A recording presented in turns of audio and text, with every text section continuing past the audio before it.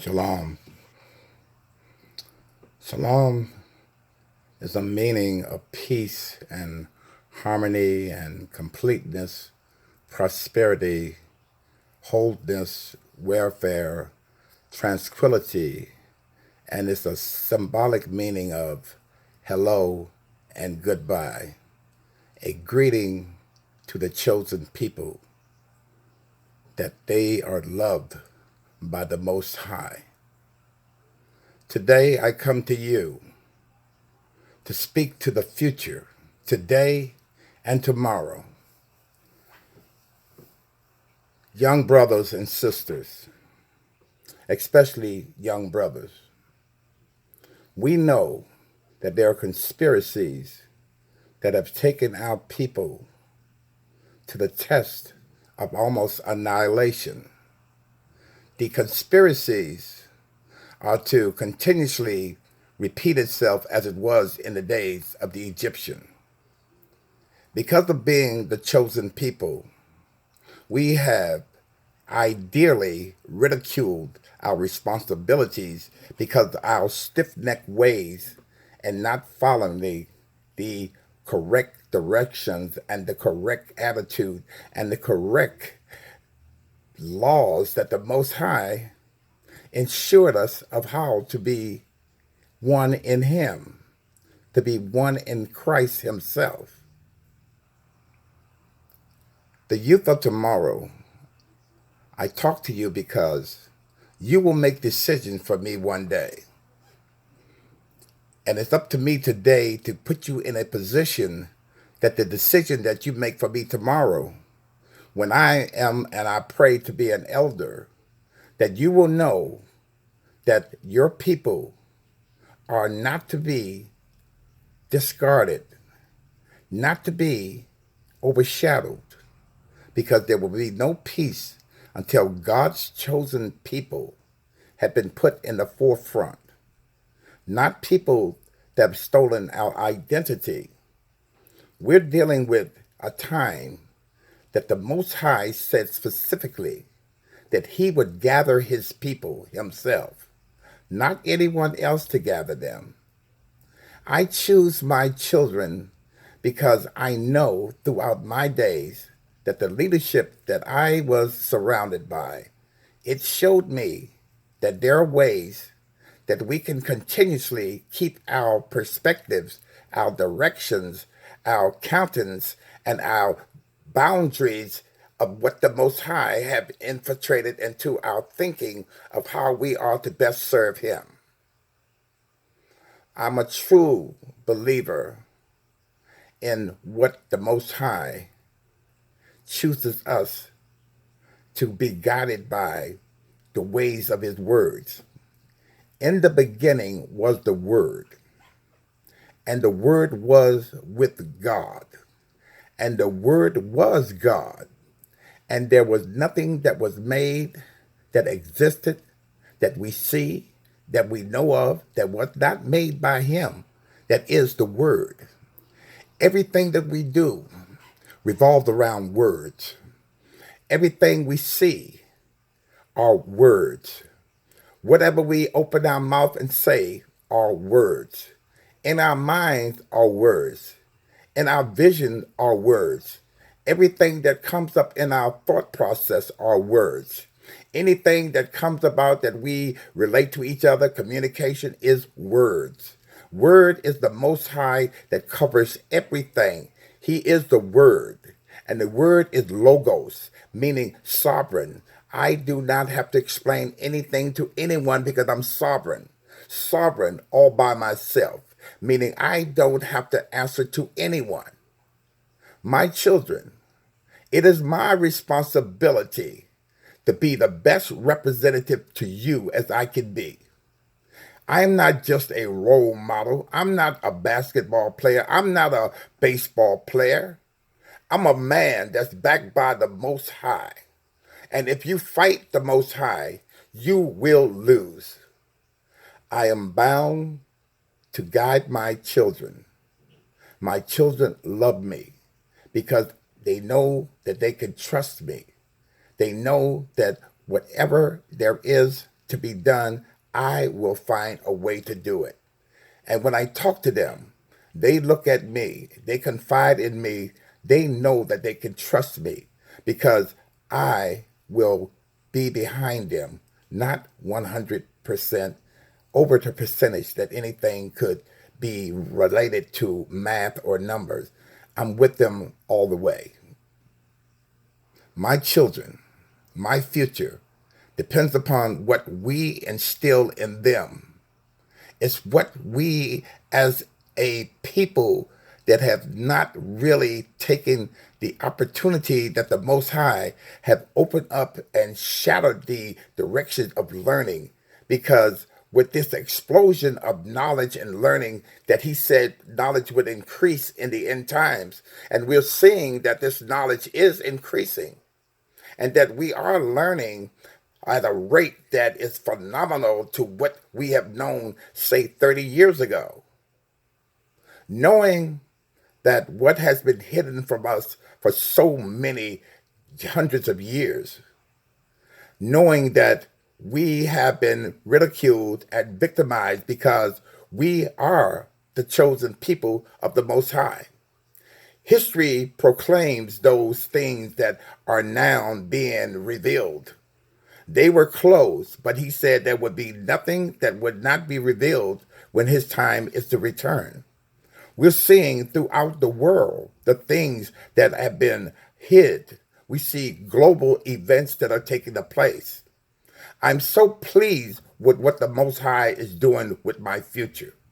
Sure, there are agents out here that they are destroying. They are deliberately conspiracies to destroy our communities.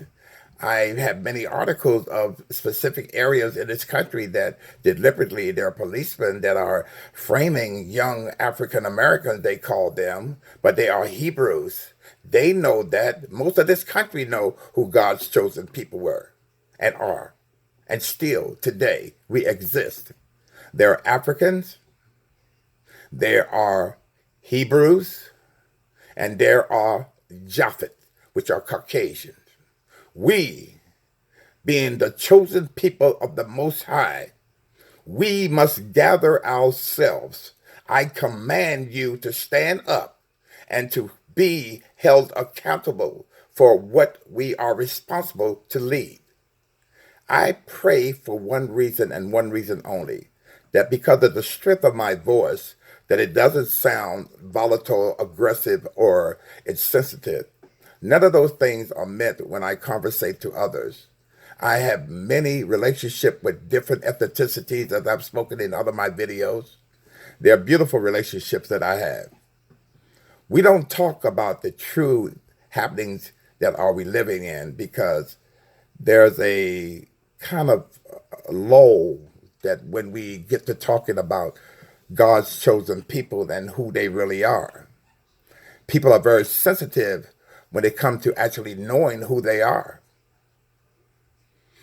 But I say unto you, and I mean this from my heart, with no malice, with no intent of discriminations, with no meanings of violating anyone's rights to be who they are, what they choose to be. But I will say this on behalf of the Most High. I did not write these words. The words were given to us by the Creator.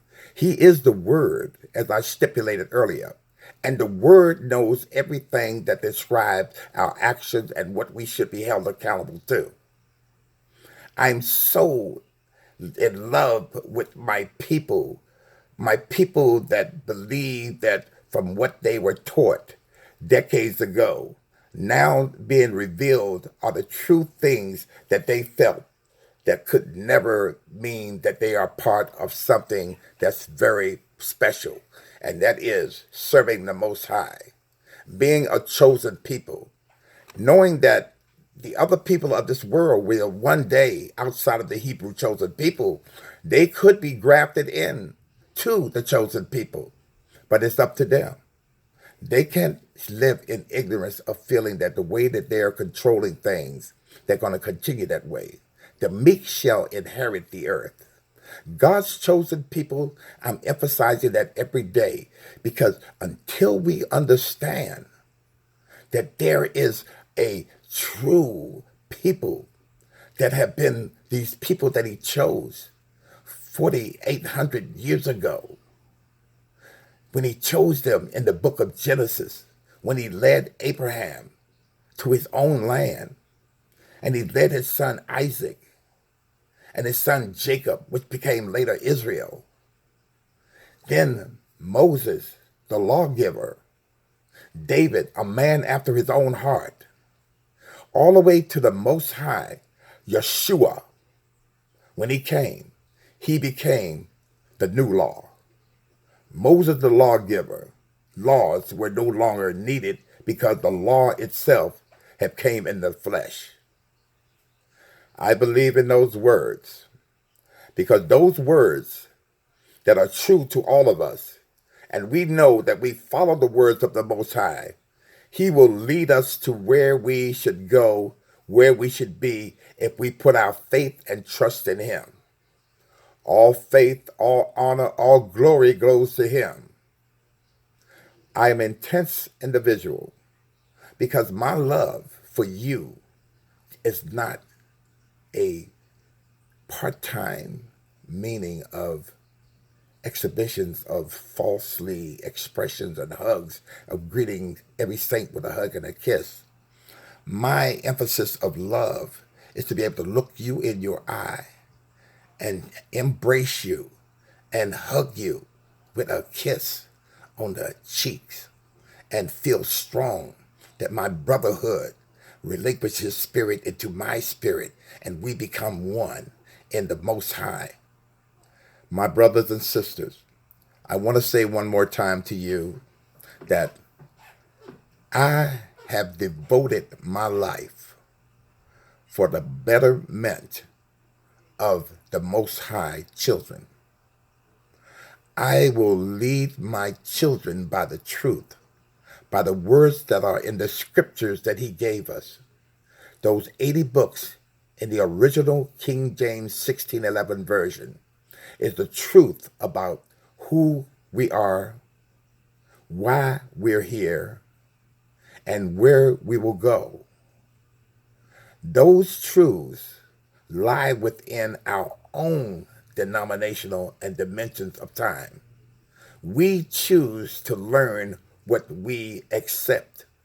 There are so many that have already accepted a doctrine that has been engraved and brainwashed into them for decades, generations. There's no changing their mind.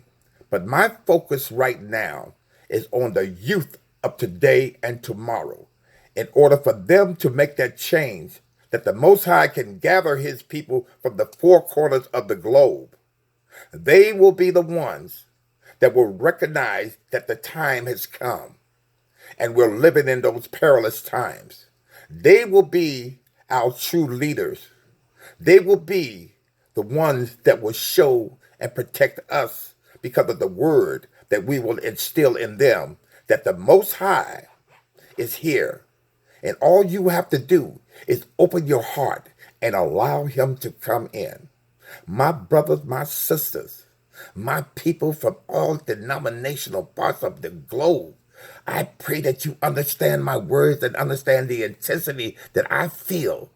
It's not a feel of anger or a emotion of disarray. It's a feeling of intensity that shows that my love is greater than hate. My love will persevere through all time. My love to you will never go unwarranted. I can't get mad at anyone. I can't dislike anyone. Because if I'm to be an example of what the Most High represents in his being, in his words, then how can I be a distraction to the purpose of the Most High and serving and honoring him and his direction that he wants his chosen people to be led? I, for one, give you all that I have. And to my brothers and sisters throughout the land, the word that we read The scriptures that are written, they're written by over 40 different authors from every walk of life. Those authors have been kings, queens, pharaohs even. We're talking about people that have been princes and dignitaries and governors and generals and interpreters. We're talking about a chosen people, a people that have been knowledge throughout all people. I want to say one more thing before I leave, and I'm not going off track, but I want to say this because this is something that I myself discovered, and I made sure that I wanted to present it to you to let you know the skills and the knowledge and the things that we ourselves as a chosen people that we had over other nations. Now, these are records that I myself pursued and I went after to make sure that these words that I tell you are the true words that the Most High gathered these facts to me. Because the name of the program that I designed is called Gather, Get a Tough History Education Review. And I pray that this education review that you receive will educate you to the point that you will teach others. Now, this is what I've learned about my people, the chosen people over the people from Japhet, from the tribe of Ham. The chosen children, Shem's people, the black Jews as they are called. They had an advantage over the other African tribes. They carried their culture, their history, their laws, and written records of themselves throughout the decades, the centuries, 1,000 years. They carried their laws with them. The Jews made use of every opportunity. They were an industrious, skillful people. In the Jewish Ghanaian states, there were found kings, princes, governors, generals, secretaries. There were found treasurers, revenue agents. There were judges, architects, engineers, doctors, historians, interpreters, mathematicians, jewelers, sculptors, masons, carpenters, painters of art, goldsmiths, leather workers, all different types of craft. These are the chosen people that carried their history, their religion, the religion that was stolen from them, that was stolen by the Ashkenazi Khazarian Jews, the 13th tribe, as Arthur Koestler called them. He said they are the fake Jews, as it was said in Revelation 2:9 and 3:9. They are the synagogue of Satan, as he stipulated so much. You are not the true Jews. And I can't be anti-Semitic to a people that are not the chosen people. And I will not back down from this statement. Many historians, many scholars, many teachers, many experienced archaeologists and people of the holy teaching of the writ have validated those historical facts that have been hid for so many years. But now the door has been opened and we can safely walk through because we're not intimidated anymore. We have a people that are gathering themselves because we are learning more about ourselves.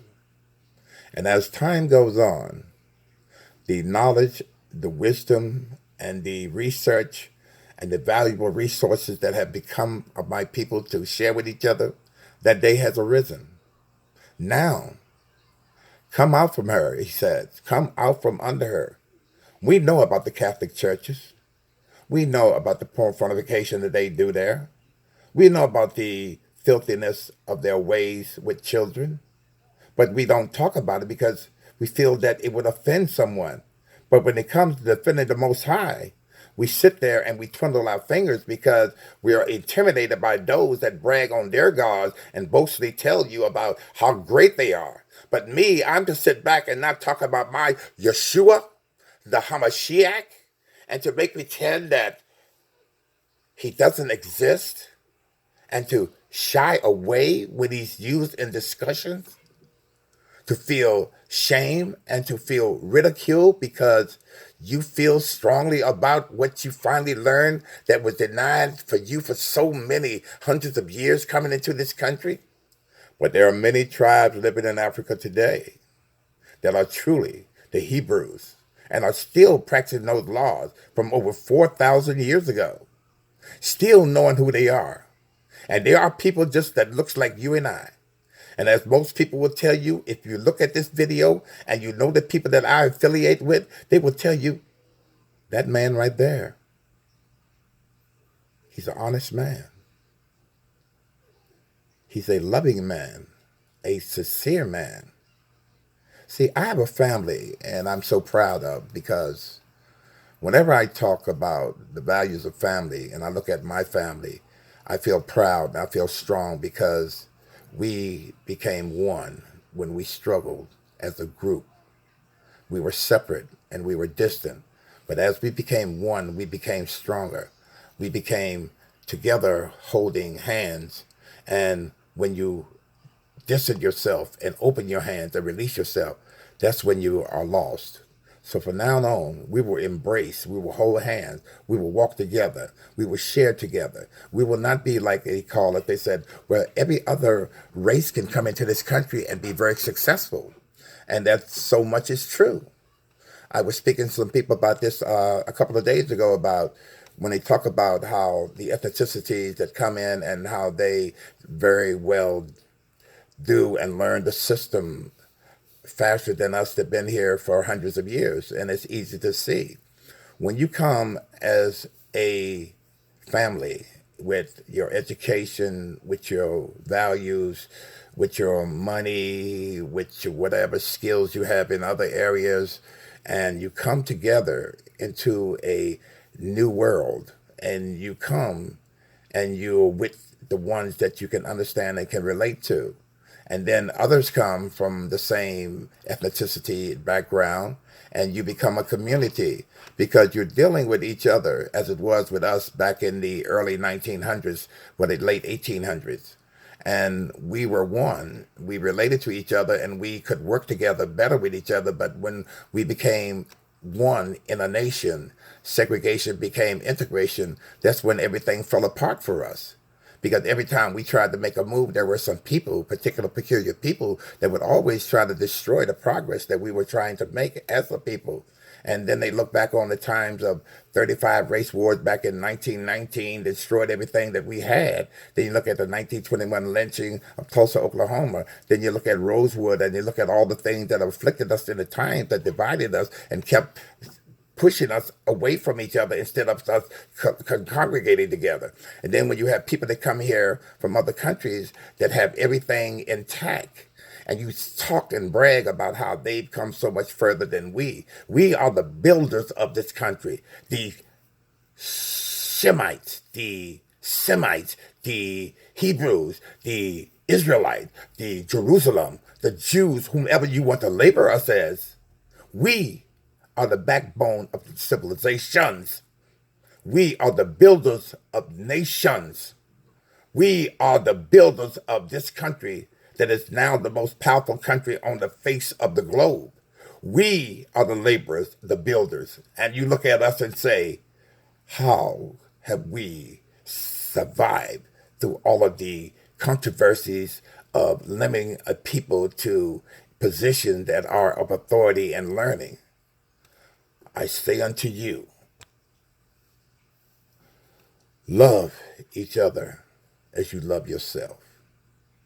We will not let what others have scorned us and taken us to disappointments about our achievements and our bonding of becoming one as a people. And that will never happen, because there are too many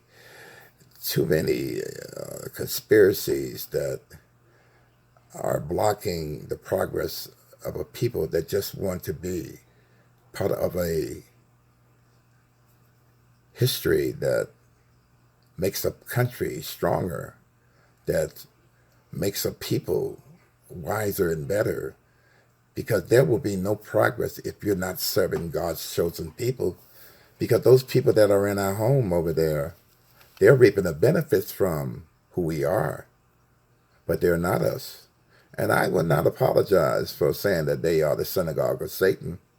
I will say it to the president. I will say it to anyone. I'm not ashamed, not afraid. And why should I feel bad if I know someone has stolen from me? If you don't know what identity theft is by now, then you better start looking up some Googles and finding out exactly what you know and what is really fake and false and true and validated. Now, to my young brothers and sisters, this is about you. That's why I'm talking to you, because without you, I have no future. I have no direction. That's why, with everything that I have, my plans are to give you all of me, to share with you everything that the Most High has blessed me to have. I am proud to be part. Excuse me. I want to show you something.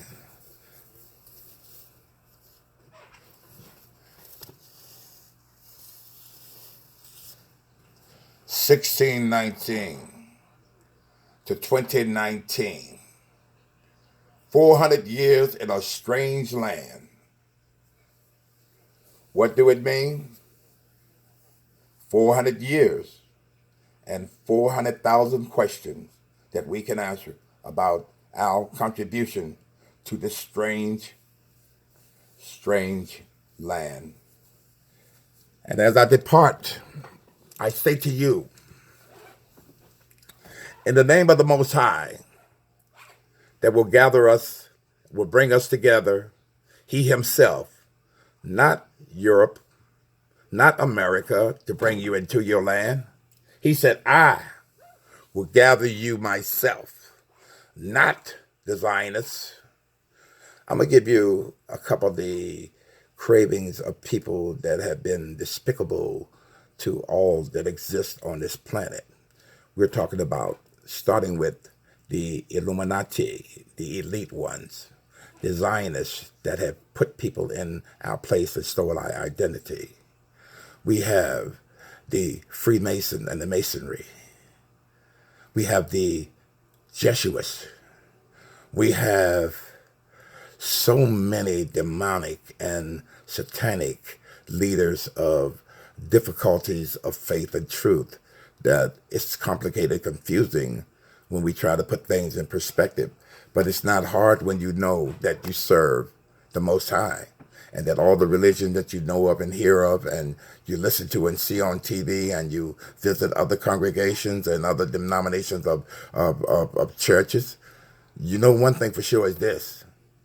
When I read the word of the Most High, when He took a particular, personal, and peculiar people and told him that we would be His people, not from that day, but from generation to generation until the end time.